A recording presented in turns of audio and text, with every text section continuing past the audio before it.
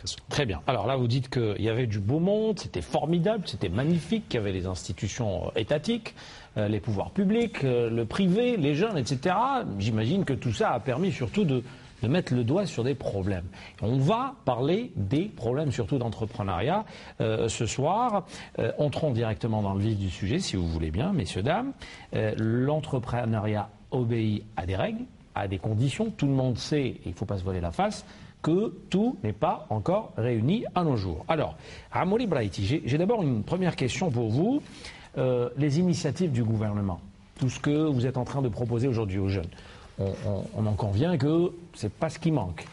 Il y a plusieurs procédés que vous proposez aux jeunes. La vitesse de croisière n'est pas encore atteinte vraiment à 100%.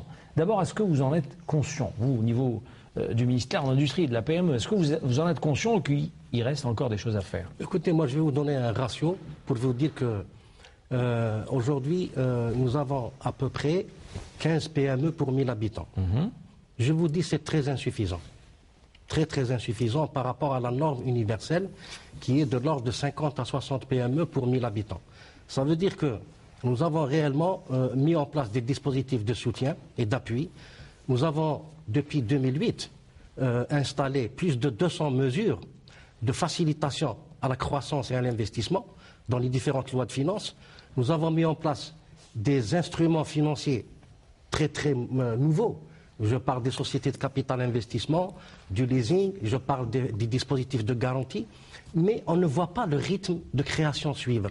Donc il y a un problème, et puisque vous avez introduit le débat de l'entrepreneuriat, il y a véritablement un problème d'entrepreneuriat. Vous le situez où, ce problème? Alors le problème, il est à tous les niveaux.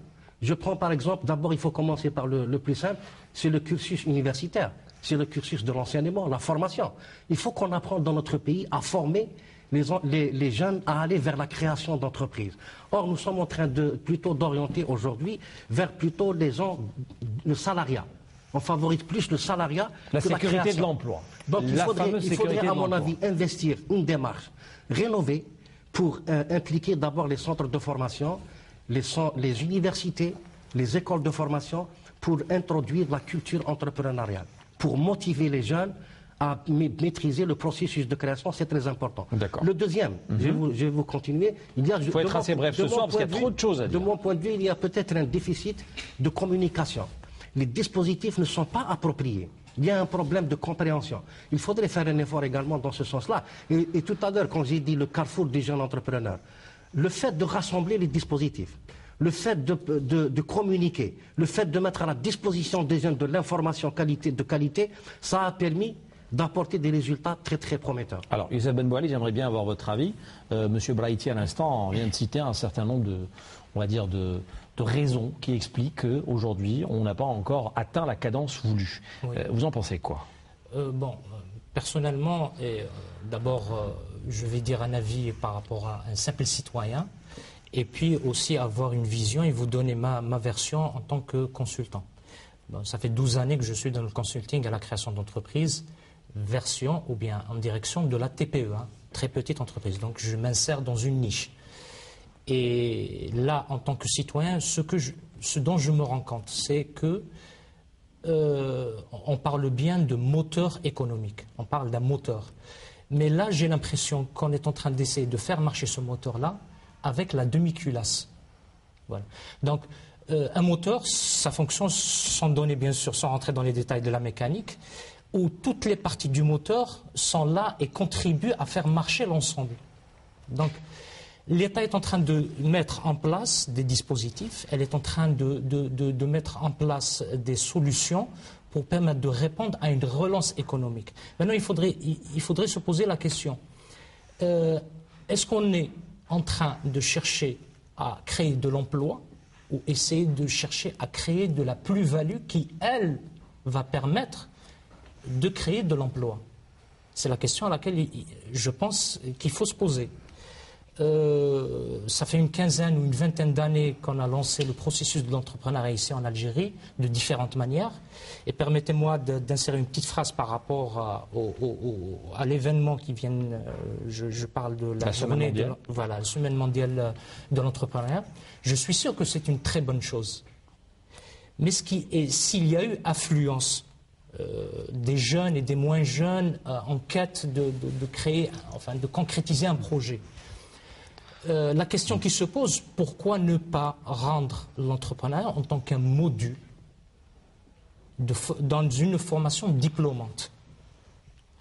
Moi-même, j'ai envoyé des lettres à des institutions leur proposant bénévolement de donner des cours dans l'entrepreneuriat, juste pour transmettre un petit message.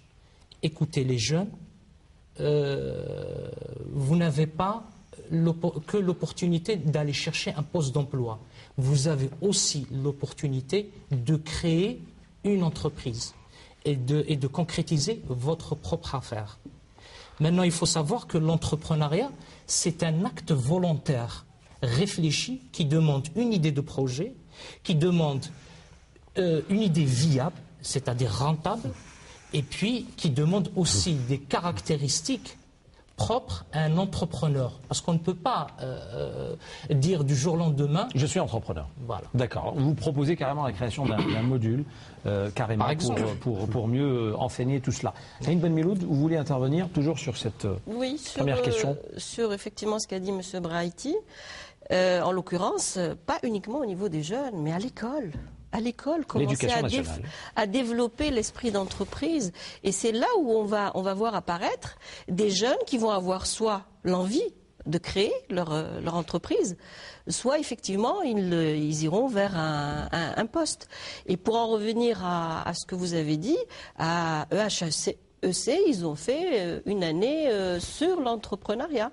Je pense que ça commence, ça devient... Non, ça devrait toucher tout l'ensemble. Oui, là où il y a une formation diplômante, qu'elle soit universitaire ou de formation professionnelle, il faudrait qu'il y ait au moins un module qui puisse faire apprendre à des jeunes et des moins jeunes comment créer, quelle manière adopter, quelle réflexion adopter, quelles sont les bases qui permettent de se dire voilà, je suis sur le bon chemin. Non, je ne suis pas sur le bon chemin. C'est ça. Mais la réalité sur le terrain est tout à fait différente. Parce qu'il n'y a pas justement de sensibilisation dans ce sens-là. Elle est ponctuelle dans le temps et sporadique. Voilà, donc, quand ça le nécessite. Youssef Aklouf ? Justement, pour ce constat, donc, chez nous, au niveau de l'incubateur, on propose une période de 6 mois de pré-incubation qui permettent un petit peu jeunes diplômés qui viennent de combler un petit peu ces insuffisances sur le plan plusieurs modules de management, marketing, etc., comment créer leur business plan, etc. Donc on reçoit des gens qui maîtrisent un petit peu l'aspect technique, leur idée quelque part, on les accompagne pour la maturer, la rendre vraiment viable, et est-ce qu'elle est vraiment porteur sur le plan marché, etc. Mais sur le plan entrepreneuriat, il y a vraiment des insuffisances, il y a un manque qu'on essaie de combler par un accompagnant et un programme de formation un petit peu intensif chez nous à l'incubateur de Starbella. Moi, je pense qu'il faut, c'est très important ce qu'on est en train de débattre. Sur le module, il faudrait absolument qu'il faudrait généraliser. Introduire dans l'école, dans les lycées, le module de la culture entrepreneuriale. Il faut apprendre dès le jeune âge, c'est quoi une entreprise? Qu'est-ce que c'est qu'une entreprise? Qu'est-ce que le marché dans une entreprise? Comment on construit une entreprise? Et détecter les motivations. Ça, c'est le premier investissement. Faire aimer tout simplement l'économie à l'élève. Exactement. Ensuite, le deuxième investissement, c'est justement mettre les infrastructures, les plateformes nécessaires pour accueillir cette population qui dispose de motivation entrepreneuriale. Et c'est les incubateurs. Et le ministère a réalisé, je dois le rappeler également, les centres de facilitation et les pépinières d'entreprise. Nous avons aujourd'hui 25 structures d'animation locale qui sont opérationnelles.